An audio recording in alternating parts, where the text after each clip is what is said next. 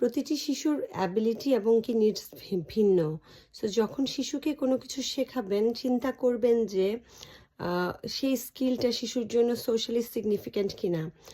Socially significant বলতে আমি বুঝাচ্ছি যে এই স্কিলটা বাচ্চাকে তাদের ডেইলি লাইফে ইন্ডিপেন্ডেন্ট হতে হেল্প করবে কিনা, এটা বাচ্চার যে সে এইজের সাথে ম্যাচ করে কিনা, এছাড়া এটা তাদের যে কোয়ালিটি অফ লাইফ আছে সেটাকে ইমপ্রুভ করতে হেল্প করবে কিনা।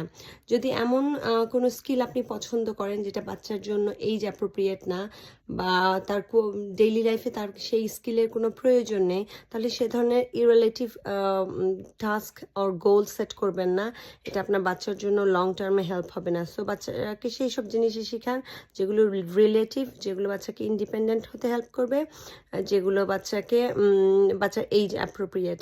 আর সেকেন্ড অফ অল, অনেকে আমাকে টেক্সট করেন বাচ্চার 5 থেকে 7টা 8টা সমস্যা নিয়ে, যে এই সমস্যা সে সমস্যা। এভাবে বাচ্চার প্রবলেম সলভ করা আসলে যায় না। আপনাকে আমি 7টা সমস্যার জন্য 7টা অ্যান্সার দিতে পারি, বাট এইভাবে আমরা বাচ্চার প্রবলেম সলভ করি না। আপনাকে যে কোনো একটা বা দুটো টার্গেট বিহেভিয়ার নিতে হবে, সে দুটো নিয়ে কাজ করে সামনের দিকে আগিয়ে সেই কাজগুলো সম্পন্ন করে তারপর অন্য বিহেভিয়ার টার্গেট করতে হবে।